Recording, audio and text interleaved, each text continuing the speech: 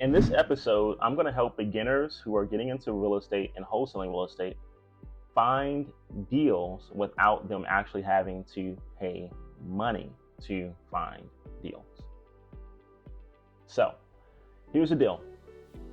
Literally, one of the ways that you can actually begin to find deals without you necessarily having to pay for leads is by networking. Now, it sounds kind of trivial. It sounds really simple. And I mean, it kind of is. See, the thing is that the way business is done, most of the time at least, is that people do business with people that they know, like, and trust.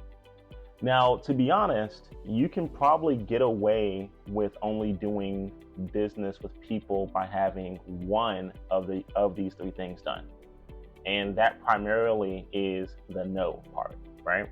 Because the truth is, if people discover you, in other words, get to know you through a median that they like or trust, it makes that process a lot easier. Let me give an example.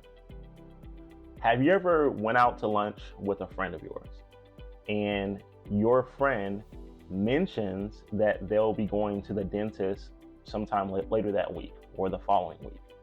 And you think to yourself, you know what? It's been a while since I actually went to the dentist myself. And so what do? You say, hey, Bob, you're going to the dentist next week, right? They're like, yeah, I am. I say, great. Because I know, like, and trust Bob, I'm going to say, hey, Bob, what's the name of your dentist? Do you think that I could also go next week? He's like, sure, right? And so he gives you the dentist name as a referral, right? And so now you become a referral to that dental office. Now, you didn't know the dentist. You don't necessarily like the dentist, and you probably don't even trust the dentist because you don't really know them, right? So what happened? What happened is that you know Bob. You like Bob because he's your friend. Hopefully you like him. And because you like him and he's your friend, you hopefully trust him too, right? So you know, like, and trust Bob. Because you have a good enough relationship with Bob, Bob was willing to give you the contact information for the dental office, aka a referral. Now you know about the dental office, but you don't necessarily have a personal confirmation that you like and trust them. However, you're going to schedule your dental appointment with them because you know, like, and trust Bob. Basically, what I'm getting at here is the dental office is essentially borrowing the credibility of your friend Bob. And if you think about it in that regards, if you go and schedule your time with the dental office and you have an appointment and you pay, right? The dental office just gained a customer or a client without them having to spend money to acquire that customer or client, aka you. Now, how does this relate to business in general, or better yet, real estate? Really, really simple. It's word of mouth.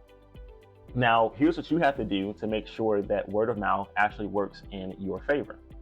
You have to be willing to at least make others aware of you, and that takes care of the K in the know, like, and trust, right? KLT. That takes care of the K. Now, the like and trust part comes over time. It could come by answering the phone. It could come by responding, having quick communication. The like and trust can come by closing a deal, and now people become more willing, like, hey, listen, I like Bob because I was able to do a deal with Bob. I know Bob and I like and trust him because I made money with Bob, right? That's how you work this entire thing in your favor. So start really, really simple, start really, really small. What you can do is, if you already know of contractors in the area that you want to do real estate in, let them know that you're working with a group, or let them know that you're looking to buy properties for your own portfolio. All right. So do not say that you're looking to wholesale real estate. Like, do not do that. I'm serious. Like, that's a huge mistake. What you need to say is, I'm working with a group. I'm looking forward to inherit money from a family member. I am looking to diversify my investments. And so as I'm working this corporate job, in addition to me investing in a 401k, I want to start to slowly invest into real estate.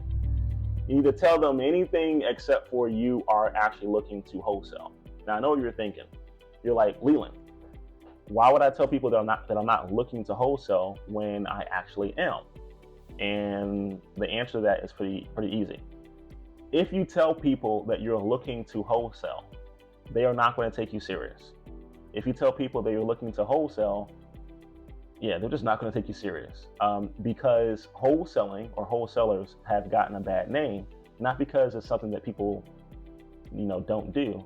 Everyone does it, but they've gotten a bad name or a bad rap solely because there have been a lot of newbies who have listened to people giving them the wrong information, and therefore they've kind of made a bad name for the entire thing. That's the truth of it, right? So you just don't want to identify as that. If the problem is wholesalers are bad for real estate, then there's really no reason for you to identify yourself as a wholesaler. Hope that makes sense, right? Instead, just identify as an investor. Identify as an aspiring investor. And ultimately, that's actually what you will be if you continue the proper track of success. You're going to be an investor. The idea for you wholesaling anyway should be for you to acquire enough money by doing deals that you can then acquire enough property to have passive income. So if you think about it, you're an investor. You're an aspiring investor. Now, I remember when, I don't know if it was Instagram or what, but someone had responded to one of our advertisements, and they were like, wholesaling isn't even investing. And it is, actually. See, wholesaling, what you're doing is you're trading or selling or assigning contracts. And so essentially what you're doing is you're flipping paper, you're flipping contracts. And by flipping paper or selling those contracts, that is technically investments. In other words, a bank, as far as investments, what a bank does is they sell contracts. Wow, oh my gosh, who thought that? Wow, I didn't know that. Like, yeah, bro. You idiot. A bank sells contracts. That's how they make money. Mortgage companies, they originate or create the mortgage, and then what they do to make money, they flip it, they sell it. They sell the contracts, they sell the asset, aka the mortgage, aka the paper. So what I'm getting at here is when you're wholesaling, you're selling paper, aka an asset. That paper has a value, therefore you are an investor, et cetera, et cetera. So any idiot who wants to say that wholesaling is not investing, they probably need to look up and understand what wholesaling is. Wholesaling is contract assignments, and that's part of investing. Anyway, getting back to our point about networking, right? So in reference to networking, what you should do right now is write down 5 types of people that you can network with. Number 1 is a contractor. This could be a regular contractor, general contractor. It could be a roofer. I love roofers, they're fantastic. But you want to get some type of contractor on your team, or necessarily just to refer business with. Number 2 is a realtor. That's kind of self-explanatory. Number 3 is a mortgage loan officer. That's self-explanatory as well. Number 4 is a property manager. And number 5, for the 5th type of person that you actually want to begin to network with, is basically other investors. All right. Now, let me tell you why this works. Okay. So number 1, talk about a contractor. The way that you can position yourself with a contractor is you can literally say, hey, Bob the builder, my name is Leland. I am looking to purchase a couple of rental properties over the next year or so. I'm doing this because I work for whatever. I work for this corporation, and I want to have something outside of my W-2 income. I want to have something outside of my standard 401k retirement. And so I want to go ahead and start buying rentals. I want to get active into real estate. They're like, great, cool, that's awesome.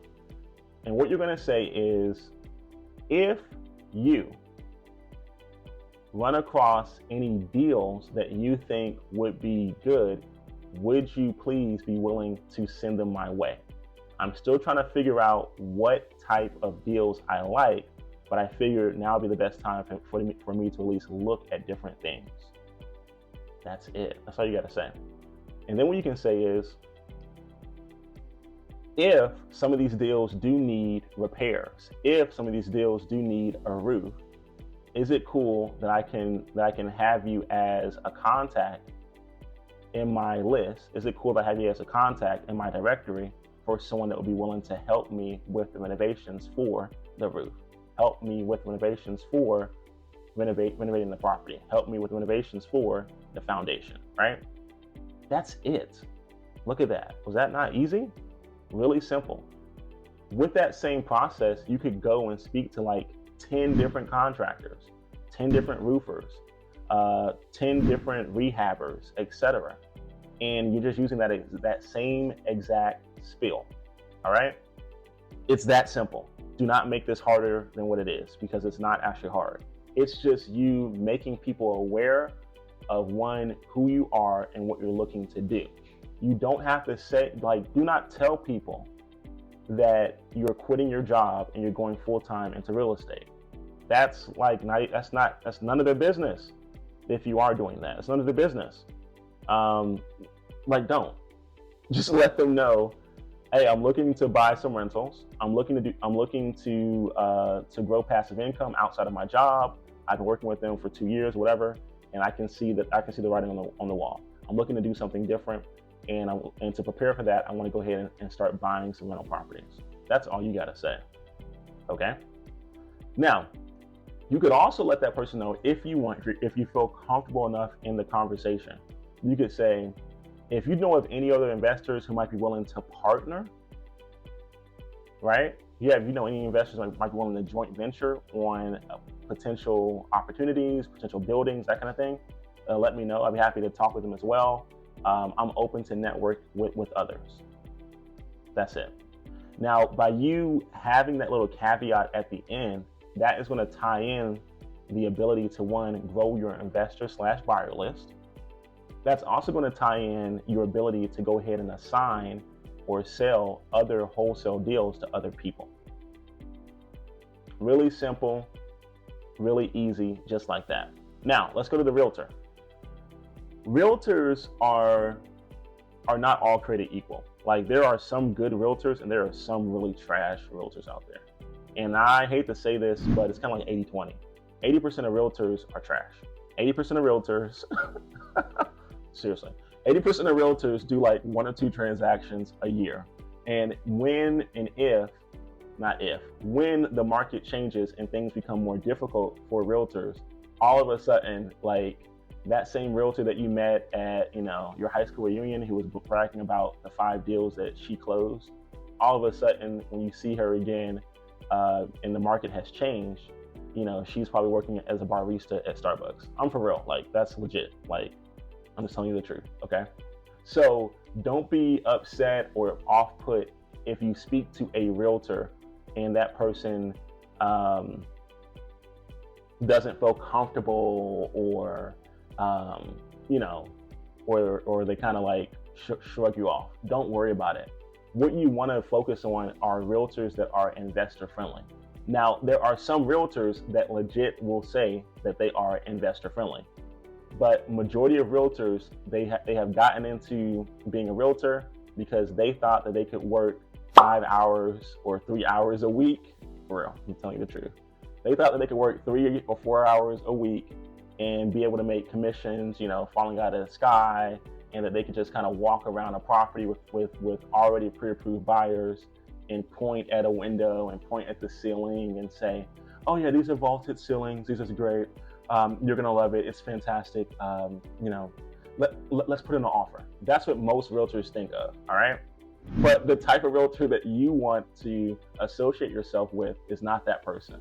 You want to associate yourself with someone who has experience with maybe REOs. You want to associate yourself with someone who has experience with dealing with foreclosures. You want to associate yourself with realtors that have experience with working with other investors.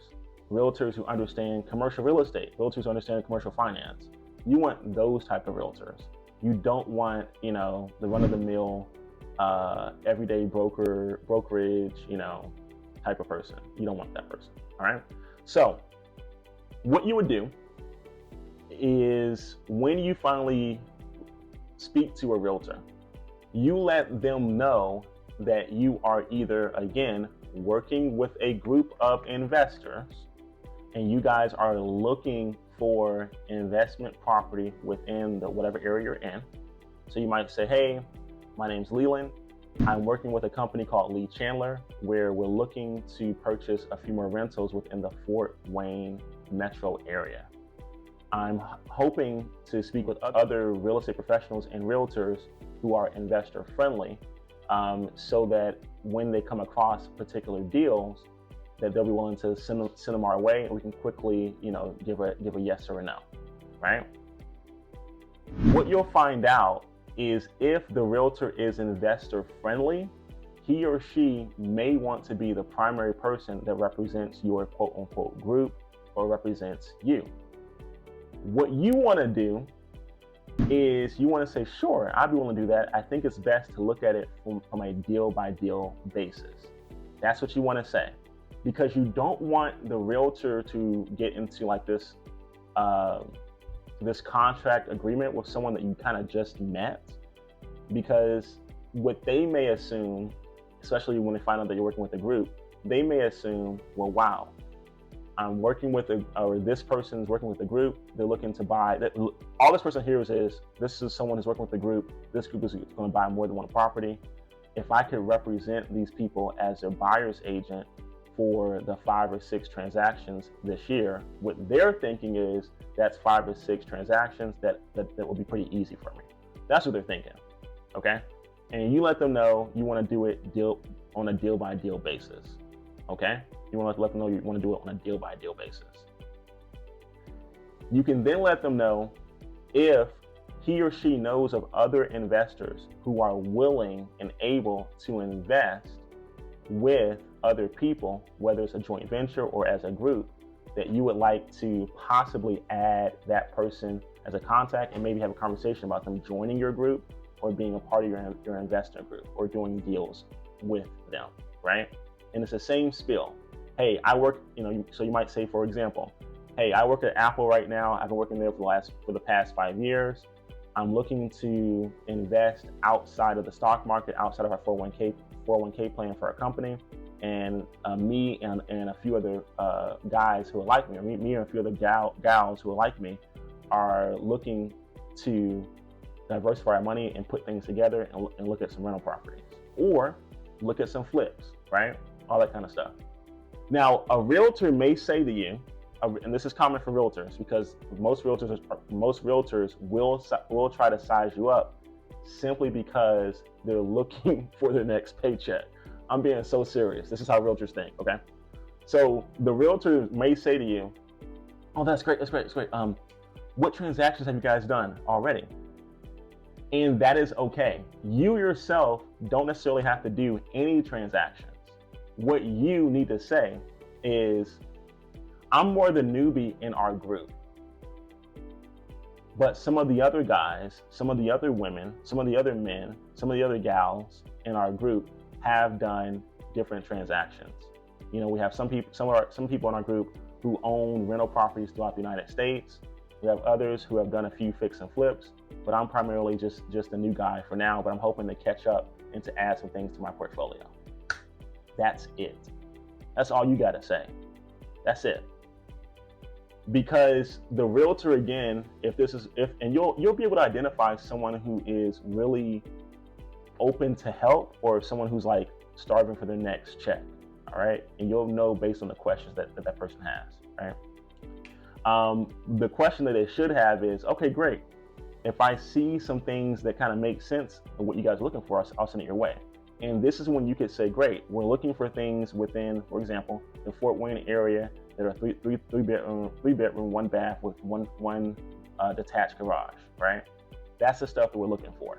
If you can find anything like that, please send it my way. It could be rentals, it could be fix and flips, it could be as is. It's really on a deal by deal basis as far as how much you want to actually invest to renovate it. If you can let us know, that'd be great. We're looking for things that will have an after repair value of blank. So you might say have an after repair value of $250,000 or less. Okay, so that's the realtor. The property manager is for the most part the same thing. The only thing that you want to add with a property manager is that when you tell that person that you're looking for rentals, right? You let that person know and say, hey, in the event that we're, right now we don't have a designated property manager as of yet, but in the event that we come across property, it would be great to get your insights and possibly to introduce you to the rest of the team to see if you can actually be our property manager. And then you can lead off and say, I know from time to time that some property managers will have different clients who eventually want to sell their rental properties. If that's the case, I would love to take a look at it and have my team take a look at it, and we can be able to make an offer fairly quickly to those clients. And if this is a client of yours that you're already managing their property, we could possibly allow you to maintain the management of the property. Now, why is this important for the property manager? Number one, for some property management agreements, there is this like first right of refusal clause within the property management agreement. And what this means is that the property manager made the client who owns the property, they made them sign an agreement that basically says, hey, in the event while we're still managing your property, if you want to sell it, you can, but we as licensed realtors get the ability to be the first people within like 60 days or 30 days to sell your property for you on the market, right?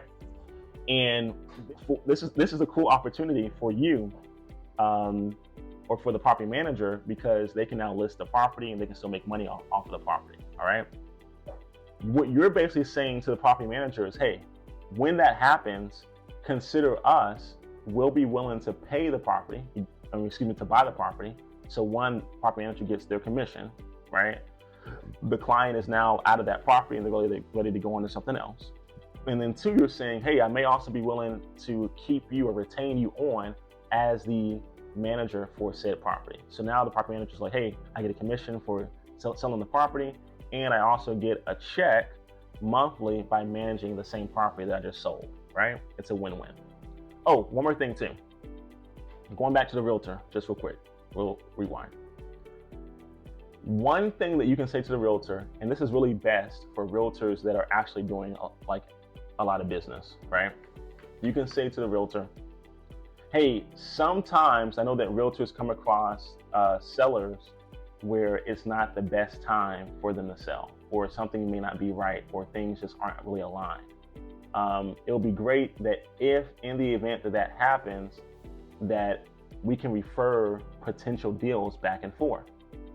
And so always start with how you can help the realtor first, and not how they can help you first. Just telling you because most of these realtors live by commission, and these guys are hungry, okay?